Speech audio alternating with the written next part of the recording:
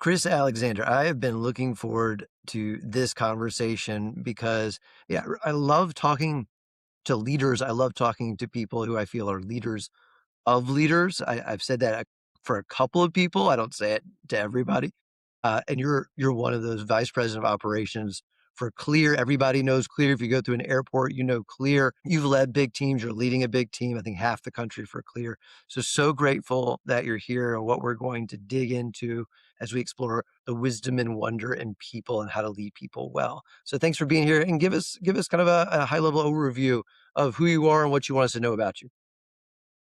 First, thanks for having me, Billy. It's been a pleasure to even participate in sharing this story and sharing perspectives. I think I'll benefit hopefully as much as some of the listeners. I am Chris Alexander. I am the husband to Jessica Lane Alexander, now the father to Autumn Jesse Rose Alexander, and the son to Jesse and Belinda, the brothers to Jesse and James, with nephews, sister-in-laws. And at the end of the day, I think I'm a good guy. I follow the Christian faith and I work at a company called Clear as their VP of operations. So at the end of the day, I'm a senior ambassador leading folks as a player and coach in that manner. Wow, you start off and you gave us the introduction around family, around people, and even as you got into the business environment, it was this ambassador, this partner, this coach. Tell us more about how you think about relationships, people, and the importance of connecting at that level. Yeah, so I started my career in consulting, and in consulting, you are merely a business doctor and you are going to work with your clients or patients on things they don't know. But like at the end of it, to get to the highest form of consulting, which is, I believe, trusted advisor, you have to like connect with people. And I'm one to believe that like business is a contact sport and you have to build relationships with people you work with, people that you're trying to solve problems for, because the art of business is connection, making people vulnerable enough to let you lead them or to be a follower of them or to be your teammate. And I think I've tried to carry that into all of my different positions. At Clear, I manage a large field organization that's day to day working. On holidays, they're working. Late nights, they're working. 3 a.m., they're getting to the airports. A piece of that is you have to see and experience and know what that feels like as their leader. And I think for me, that's where relationships and motivation are hinged. My boss was telling me this story about motivating teammates in those positions. And it's like, you got to figure out their personal motivation. What gets you up at night and meet people where they are. So, at the core of it, that's what I try to do. Find people, meet them where they are, because everybody comes from different backgrounds, perspectives, are here for different reasons. And I found that whether it was consulting, dealing with Fortune 500s, working with my teams at Clear, and all of the folks in between, if I keep this as a relationship job, I tend to solve better problems quicker. How do you see, experience, and feel uh, at every level of your organization and find the personal motivation again at every level? Let's start from the top. At the top, I find motivation and connection because I think we're all going for some similar type of end goal of this is a craft, this is excellence, this is legacy building. I'm not saying others don't go for it, but this is more than a job. This is like your world order. This is like getting there is something that we're all trying to do. How we get there and by what company, whether it's entrepreneurship and all of that, I think varies. But at the end of the day, I find that my connection to people in more senior positions is this grueling appetite to maximize the gifts your maker, for me, God, has given you, and the also ability to understand that luck, grace has come along to get you there. And therefore, we're all kind of balancing, not imposter syndrome, but we're all balancing this appetite of like, I can't make a mockery of God's grace. I have to be excellent. I'm on this endless pursuit. I'm working for so many. It has to go right. And we're all dealing with that anxiety. So I see them in that regard. As I go to middle management, I think where I see people is I've been there too. I've tried to figure out how to work with bosses better. I've had some tough deliverables that didn't go well. I've been in the all-nighter ghouls. I didn't get some of the jobs. Like I failed at things. I succeeded at things, but no matter what, I'm climbing. And I can see them in that regard. I'm trying to do my best. I think at the more junior levels or entry levels, regardless of whether you started off as an analyst in consulting or whether you started off as an ambassador at a place like Clear, you are trying every day to just do a good job. And you are working probably from a physical standpoint or from a mental standpoint in dealing with all of the pressures of like, you got to get this sale now. You got to do it great. Hey, you got to get this deck done fast. Like you're dealing with that and you're constantly trying to like get encouragement to just get up. So for me, when I was in consulting, I did it for my child yet unborn, who, at Morehouse's Professor Dr. Aaron Watts used to say, do it for your child yet unborn, who um, should be entitled to the same indelible opportunities you are. Well, I'm doing it for what autumn was when I was 21, just a thought. For some of these ambassadors, they're also doing it for their 2 kids. They're doing it just to make ends meet. They're doing it to put food on the table. They're doing it for basic things. There's also like the college graduate that's doing it just to stack enough wins to get to business school, to get to Kellogg, to get to the next step, to figure out if this career is worth it. And then all of them, they're doing their best and they're working their ass off to get it. And I can meet them there. So where I try to hit them is like, what do you need to buy for the holiday season? Who is relying on you for this day? Who do you need to make sure eats tomorrow? Do it for them. What do you see yourself at in 5, 10 years? Can you be 10 times better for that person today? Like you almost have to position it in now or not now. Like now, what do you need to do it for? And the not now, like who are you doing it for that needs you to be great today? And I try to meet them there. But I meet them there by being on the floor with them, by being in the rooms with them, by never by trying to stay a little bit later sometimes with them, by trying to stand behind the desk, by trying to buy them a coffee, by trying to just meet them where they are. And I think for me, meeting people where they are has been crucial to my leadership style. As you describe that, I can see you in an airport interacting with ambassadors, with the frontline people on your team, and having to be very conscious, and maybe it's just second nature now for you, but having to be very conscious about getting out of your own head, 'cause there's a lot of things on your list, and into their shoes, focused on them. Tell us about that process. You know, we want our ambassadors to serve at an enlightened hospitality level, serve with grace. We want them to engage with passengers and tell them the benefits of the Clear membership and how this changes their lifestyle. We want them to engage with everybody all the same. I think that like we have to embody that as leaders. So we call our most junior teammates ambassadors. And when I get on the floor, I'm an ambassador as well.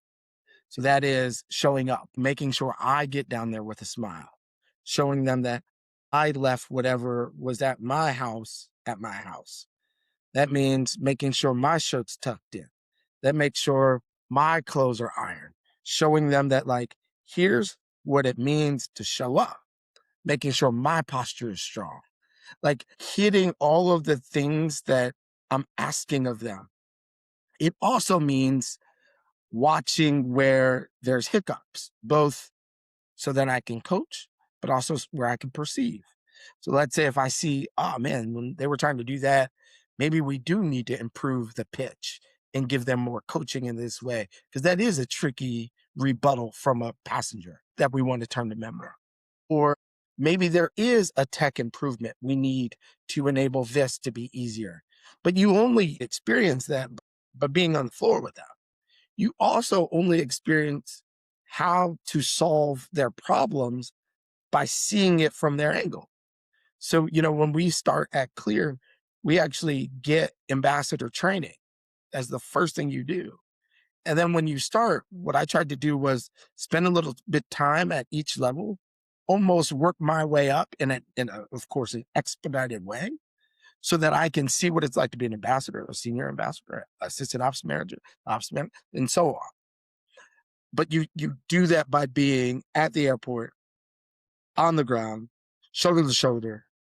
Doesn't have to be all day, but for a couple of minutes, a couple of hours, a couple of days, like, and keeping a refresh of that.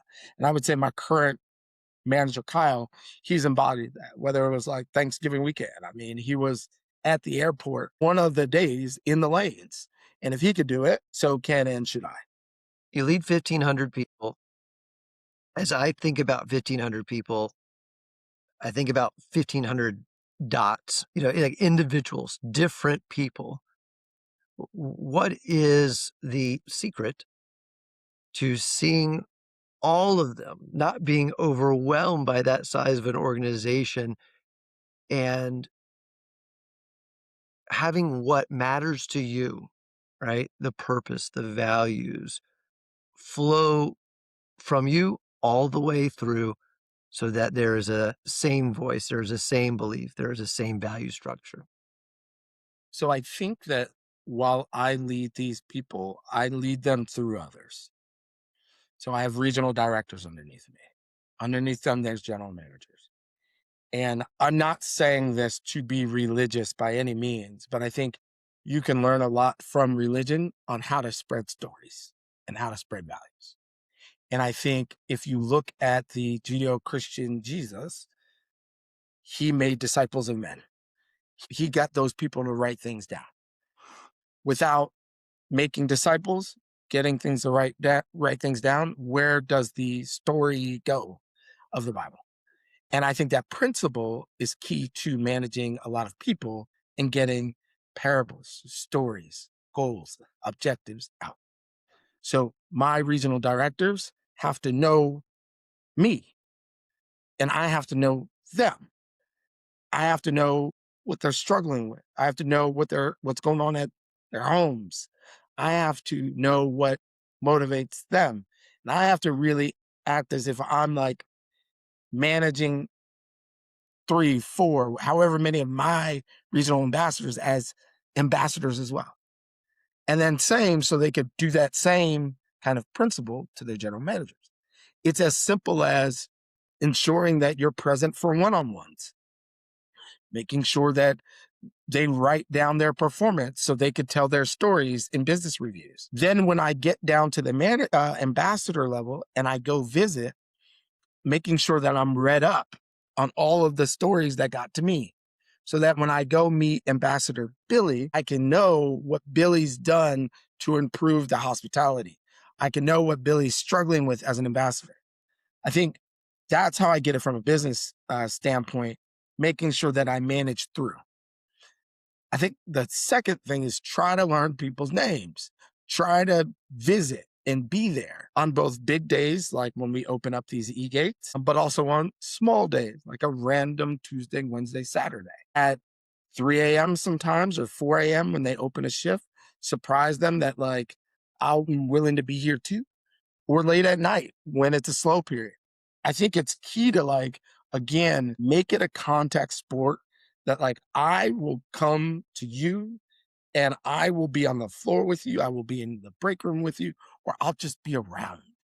And I will try to learn your name, not just as ambassador, but also as Chris and Billy. I will do my best to make it, I think, Rudyard Kipling. I will try to walk with canes so I can be in New York with our CEO and all of that. But I also want to keep the common touch, just like being there in person. That's how I try to do it. Such a challenging thing, I think, for many of us to balance, to understand, and then to execute genuinely. I think you've told us a lot about it, but will you speak to being genuine? Because you know the strategy, but then how do you show up in a way that's believable? Man, hubris is bad. And I think that also, man, you gotta reflect on how you got there honestly. Like, while I could say it was hard work, I can say it was prayer. There's a lot of praying folks that work hard that are not where I'm at. Somehow, I was born in the United States. Somehow, I was born in a two-parent household. Somehow, I was born in a two-parent household in New Jersey. Two parents that didn't go to college but afforded my brothers and I an upper middle scale life. Somehow, I'm the youngest of three, so I got to see two people go before me. I, I have story after story of like grace being given to me that I didn't deserve. And I think if you pull one thing out, perhaps I'm not the same person. Actually, of course, I'm not the same person. How does it manifest? I don't know. But I try to realize that like everybody is just a culmination of yes, their hard work and prayer and effort, like all of that, the exposure they got, and also grace. And I know that like I lucked up on exposure, on grace, on I have a large stepping stool. So therefore, I can meet people with that reality, knowing that like you might have come from any background, yet you're still worth being treated the same, being looked at the same, being talked to the same. Because I'm just another guy too. I just happen to have a little bit more pieces that have been afforded to me that kind of I've been able to like parable of talents, like take advantage of. You know, as an aside, one of the reasons why I love hospitality and travel, I love hosting, I love doing all of these things because in it, you get to show people what life better can be, regardless of where they came from. And you get to capitalize on exposure. And like that's for me like a piece of this as well, where it's like I can really meet and engage with people at all levels because we're all just folks trying to do our best. I love what you said, the whole thing, but there at the end, bringing back in that Christian aspect that you've mentioned a couple of times. It says that Jesus came to serve, not to be served, and to give his life away. It says, no greater love than to lay down your life. And what I'm imagining with what you said there at the end is everybody on your team and everybody in hospitality gets the opportunity every day to make someone, whether they're lower income class, socioeconomic class, middle, or upper, feel like a king or queen. You don't know where they came from, you don't know their background, but today you can make them smile. Exactly. You don't, my team in Orlando, and to get to Disney, this might be once in a lifetime trip. This might be an every year trip. This might be the first trip They with might have kids. saved up for 10 years. Who knows? But then they chose to come to the airport. Then perhaps they're like, you know what? We do travel a lot. Let's choose this membership of Clear. Or they're already a Clear member. Now they need to get their family through. Or they're running late, they're business travel. Like for whatever reason, they picked you. So like, who am I? Who are we not to ensure that they don't have the the greatest experience possible? Because they bet on so many things, and then on top of it, for a product that they don't have to have, they chose me. I owe it to them to make sure that they have a that I smile. I owe it to them to say welcome back. I owe it to them to say thank you for choosing Clear. I owe it to them to usher them off to like their next destination with enthusiasm because I mean they chose me. We know each other outside of this podcast, and I don't know if I've said this to you before, but my perspective on you is that you could lead a platoon into war, you could lead a team onto the field. You have that presence and that energy. What is that about? You gotta meet my dad. I want My to. dad, he, his name is Jesse Alexander. You know, he is a character. You gotta meet my mom. I want to.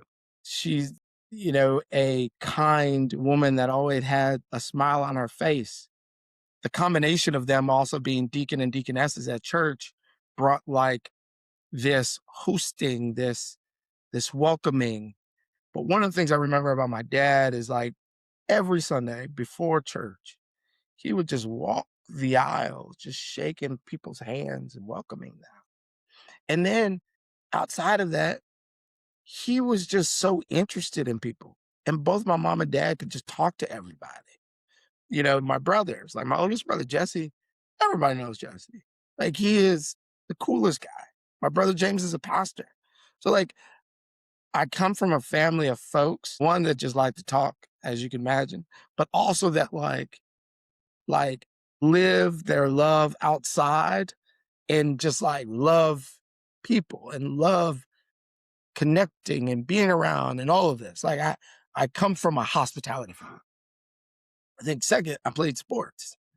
And I remember my high school coach, he was just like, you gotta be the spark. He was like, he did this one exercise where he was like, big game. He was like, everybody reached their hand up as high as it could go. We all reached our hand up. He was like, just a little bit higher. We all did a little bit higher. He was like, a little bit higher. We all did it. And he was like, shame on you. I was like, what do you mean? He was like, I told you to reach your hand up as high as it could go the first time. How did you have so many more rings that you could get to or rungs that you could get to? He was like, I need you to do it the first time, all the time. At Morehouse, it was about excellence. Like there was all of these quotes about Morehouse, but like one was like, perfection is our goal. Excellence is a mere standard. At Deloitte, like you had to be great. You were selling your mind. A PowerPoint presentation or a Google sheet had to be excellent because it is either guiding a company's journey or proving something on growth strategy or merger. Like in all of these avenues, like it was critical for me to meet folks, to be with them, to be enthused, to drive, both from what I saw at home and be excellent on the field, to be excellent in the classroom, be excellent. Like it was always, I always worked, mentored, grounded in, you got to do your best. You got to do it with enthusiasm. And you got to be hospitable. Like that was just core to who I am. So as a result, I'm a corporate athlete. I'm a business doctor. I'm a guy that just will meet you where you are. I can eat a steak with you, but I can also grab a burger and a slice of pizza with you. Like that was just who I've molded to be from all of these exposures that I've received. What does it do for your mindset to be able to say, I'm a corporate athlete, I'm a business doctor? And you said business doctor a couple of times, like with Deloitte. What is adding those monikers, those personas to it? How does that help? Athletes train. So, I travel a lot.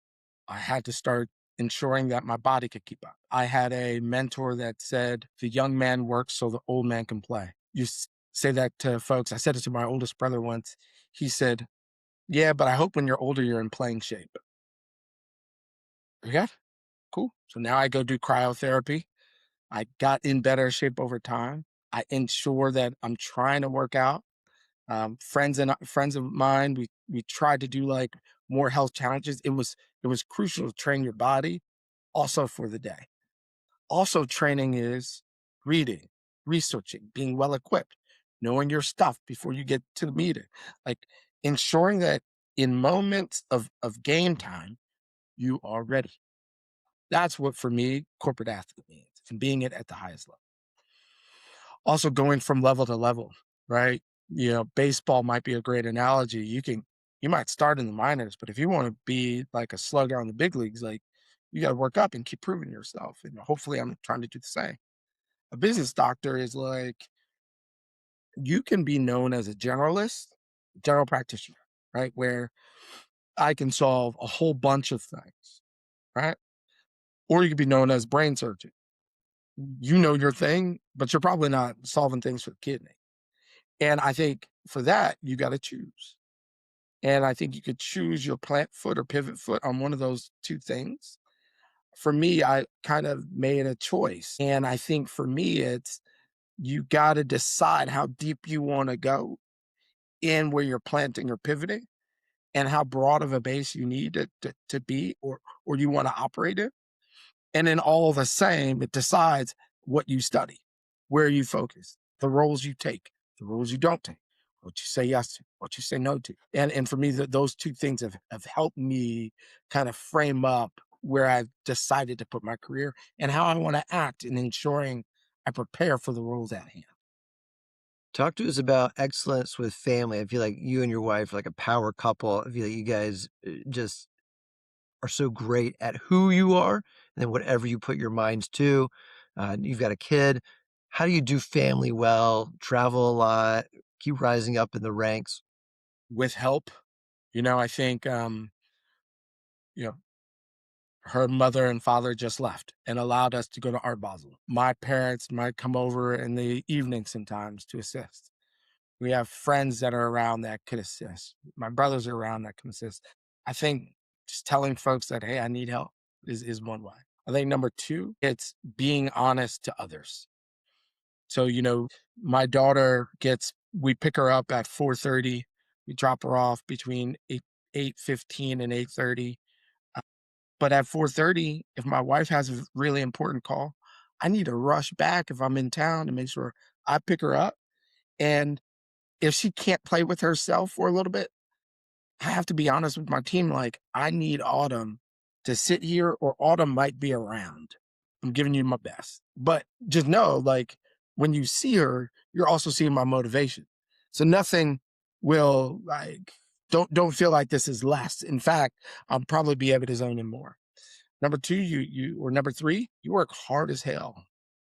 You get up earlier, you work later. So when she's asleep, you work or you find time together and you're very intentional about time. We keep talking about, man, we need to manage our time like we're lawyers at the 15-minute increment. We haven't gotten that perfect yet, but we are doing better with coordinating calendars and just helping each other and staying present. And it's worked. And we're still new at this parent thing. Autumn's 11 months old. But for now, it's working and we're talking and we're engaging and we're being honest and we're saying where it's hard and we're saying where we need help. And luckily it's working out. This is the hardest thing or the most challenging thing that you are facing right now? Continuing to do everything I want to do without guilt. So I'll give you an example. Man, before autumn, I worked out all the time for about 2 years straight. I was really getting in great shape. I still like to go out and grab drinks or hang out with friends. I need to be great at home. I need to be great at work. I need to be great at all of these places and do things for me. And I need to not create problems that might not even exist. Yeah, I was talking to my wife about like, hey man, I just want to grab, go out with some buddies. She was like, why don't you just do it? And I'm like, well, I travel and when I come back in town, I want to make sure I'm doing for you guys. She's like, yeah, but kind of like you got to put on your mask first so you can do for us. So you kind of create problems that don't even exist. So I need to be more honest that here are the things I need in balancing the portfolio. And I would say it like that. Like the Sunda Duckett said, it's not work-life balance, it's life. It's like you're managing a portfolio. Sometimes just like stocks and bonds have certain mixes. Like your life has certain mixes. So we were in a hard period where we're trying to launch these e-gates. We're working with different airports. I'm on the road a lot. I'm in a hard period of time. Tell my wife that. She was like, cool, got you. When she's like, "Hey, I got 2 critical weeks in July where I gotta prep for Essence Music Festival," these things, I have to say, "Hey, I can't travel during these times. I owe it to her. I gotta be home." And I think balancing that portfolio is something that I'm still working on because it's just hard and it's new. You talk about the e-gates challenge of a new project, I think, especially as we go up into higher and higher levels, all executives can relate to the challenge of rolling out something new. What have you learned where you're going to be better in the future, and what did you do that others can learn from that you did great as a part of this? And I did great, man. What I learned, you gotta do things now. Like, you gotta operate with an urgency, not for any other reason, but because if it is important, make it important, prioritize it. And you have to be diligent. You have to follow up. You have to engage. What I also learned is you have to build relationships constantly. You have to dig your well before you're thirsty. The book about networking, right? You have to do that so by the time you want to ask or engage or tell your story, they already know about clear about you, about how you're going to make the day great, about how the world of travel works, about why this is a great experience. You can't ask cold. What I did well, listen. It's I a big one. think you learn and understand challenges and what different stakeholders are feeling and work through it honestly. But a piece of that is also ensuring that you're solving their problems, not just your own. But in order to solve their problems, you got to know their problems. Therefore, you have to listen. It's almost like business is kind of life, right? These are just again, they have their own priorities. I have mine. How can we meet in the middle? How can I showcase that this is a win for everybody? Like you have to piece it together in that way. And I think whether I did it great, good, decent, I think that's one of the things that I'm trying to do and trying to keep doing. As I Part of what I do is helping executives and their teams implement something new. And the key piece that I bring in is every voice that's going to be impacted. They don't get a vote, but they get a voice. And I say, you got to bring it in as early as possible. You want to wait till you make these decisions and then tell them because you're scared of them having influence and thinking that they get to decide. No, you got to pull it in a lot early. And I say, when you listen, it's like if you were in a tug of war, as soon as you start listening, they drop the rope here and walk to your side, right? Now we're pulling in the same direction because I feel if I'm on the frontline ambassador or any level middle manager that I'm now a part owner in whatever you want to do. Yep. Yep. I think that that's excellent, especially the view of like the tug of war, right? That this is not my thing. This is our thing. Let's win together. Like, let's work together. Let's team together. Hey, where is the yes and in all of this? Totally agree. I love how you just said that because now you're shifting from saying without saying it, help me win, help me and my leadership team win. Hey, we need you guys to show up to implement this because it's going to make us look good. Without being said, that's what's being said. And instead, you invite the voices in early enough. It's saying, what if we could all win together? Absolutely. And I think working at a place like Clear, we don't need to be at the forefront. We also are enablers of other institutions, airports, stadiums, TSA, many other organizations. And I think just being in a place that helps all folks win is an exciting place to be. You said you learned urgency. The time is now. Can you tell us more about that? I was watching an interview with Trevor Noah, and he was talking about one of the things with he talking about like ADHD or ADD. He was like, one of the things he noticed is it, there's two types of time. It was like it's now or not now. And I thought that was like a brilliant view of how you can forget where it comes from, but how you can put things in perspective. You also hear about the 2 by 2 of like urgency and importance. Like, what do I need to do now? How am I spending my time? I think the more you move up, no, not yet is probably a more important answer than yes. So I think all of those things have come into fruition as I've been managing different people, organizations, tasks, and just leading. I think the other thing is like with now, it also signals not just a level of urgency, but a level of intentionality, a level of intensity that you also have to go with, right? Like, let's go. Let's go together. Hey, not separate. We need to move. Do not do this. Not now. Let's wait. Let's align on a time. Building that strength, I think, even in this game of tug of war, somebody's going, all right, guys, pull, right? It's different if we all pulled at the same time, 'cause you don't get enough strength. So I think in all of these things, when you're leading teams, now, not now, time is it really, really, really matters. What are we going to ruthlessly prioritize on?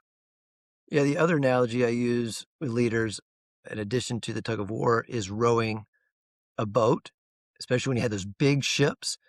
And I say four things. One, if we can all row in the same direction, Yep, that's powerful. If you yep, can row with the same rhythm, yep, that's powerful. And if you can row with full hearts and full minds, yep, if you did that across 15, I don't care what business you're in, you're probably going to go achieve more than you ever thought possible. absolutely. My peer colleague, this guy, John, he runs the North, I run the South, but we run the team together. We want everybody to win. We want our business reviews to be similar. We actually started interviewing general managers, not, hey, I'm going to interview my South ones, you interview your North ones. We interview them together. So we've created that culture as well, where we are one team. We manage kind of the business and the issues and solutions separately, but that's merely for organizational purposes and scale. But our goals are the same. Our focus areas are the same. How they play out amongst our teams should feel like you're working for the same organization in the same department under the similar leadership. And what we always talk about is how can we operate not, 1 plus 1, right? One is a bad number for this example, but how can we be one to the second? How can we multiply ourselves so that we're operating in a different scale? I think that's such an unlock that the two people at the top, it's always people above you, are rowing in the same direction first. As I work with ELTs and I'm working with a C-level sponsor of a project, I say, I've got an ABB acronym. Oh, we got to align above, beside, and below. And a lot of times there might not be very much alignment broadly in any direction, but the idea of above, certainly we need approval. But beside, a lot of times it stops at just who do I need beside me, my peer, just to make this happen. I go, no, no, it's going to impact everybody. If what you're doing at your level is existential to the existence of the company, everybody should know about it. Everybody should care. Everybody should feel they're not just being informed, but heard. So it's powerful what you and John are doing. Yeah, and it is not just John and I, it's all of the VPs, learning and development, product, the team that works on how our lanes are set up, our heads of experience, our heads of customer service. We're all trying to build alignment so that at the end of the day, we're all doing what's best for our first team, which is our ambassadors, call center employees, et cetera. And then our second kind of guests, which are the guests that you see flow through our lanes or operate in our business or for our business. But ensuring that we build that collaboration on what do you see as your biggest need? Where's your biggest challenge point? Making sure we're talking so we can work as a unit also proves beneficial when you move down the line that like now my regional directors and the directors in other groups can work collaboratively. Now my ambassadors can work collaboratively with the people who help fix their pods. Everybody needs to feel like all teams are working for the same common goal. And we're trying to just embody that at every rung. So powerful. Okay, connected absolutely to that and everything we talked about. Let's land the plane here with this question. I talk to leaders about a framework that's very common, but my language for it is who, where, how. Who is your culture? It's your values, it's your purpose, your why. Where is your strategy? And how is your tactical day to day? Let's get it done. And what I often find, especially when you get to the middle manager and the early senior leader, the pressure is to focus on the how because we've got to hit our OKRs, we've got to hit our numbers, we've got to get things done to, frankly, keep our jobs. But I say if you want to do more than keep your role, if you want to move up, you will find time for the who that'll unlock the where, that'll unlock the how. The most powerful thing in that order is absolutely that culture, the values, and that why, understanding why we show up every day together. Thoughts on that? You know, I find that figuring out why someone is doing something, that is the game changer. So you can figure out why they're doing it and what level of effort they're gonna bring to it. You can figure out like, "Hey, is this even the thing you should be doing?" You know? If you find out, "Hey, this is just a job to me," okay, that's fine. For what we're trying to do, this might not be the best place for you. Maybe you can work at X organization or Y. They need people that are just doing the job. I need people that believe this is a craft. I need people that want to deliver excellent experiences to people. I need that. Again, no harm. Maybe this isn't the place for you. I think it also showcases when you really understand folks' why, you could really drive that, right? You're saving up for a gift for Autumn's birthday. You're saving up for a big trip with your mom, dad, etc. You're saving up to take care of a family member. What's that number you need? How do we push and drive each other there? I think the why, the bluest eye, the last line by Toni Morrison says something like, since why is too difficult of a question, we take refuge in how. I can drive the hell out of your why. You want to be great? All right, let's go work. I'll give you the things to study. I'll give you where you need to focus. The how will play out itself, but why, I love that perspective. We got to figure out everybody's why. Give us that quote one more time. It was by Toni Morrison, so not Chris Alexander in the bluest eye. But it's since why is too difficult of a question, we take refuge in how. Why is it so difficult? Why is it a difficult question? Because the answers sometimes aren't easy. And I think, you know, people sometimes might be ashamed of their why. It's okay if you're working this job because you want to make X thousands of dollars, millions of dollars. That's fine. I don't care. If that is it, let's get you there. Or hey, if that's really your why, if it doesn't look like your skills and abilities can help you hit that, maybe we should find some place that does. Like it's okay. If why is, hey, because I just need a job, that's fine. Cool. But is this the best place for you? I think people have a hard time being true and honest to themselves. I believe that clear can change how we operate in the world. I believe that clear is a unique position. I believe that clear has a lot of benefits beyond the walkway of going to an airport.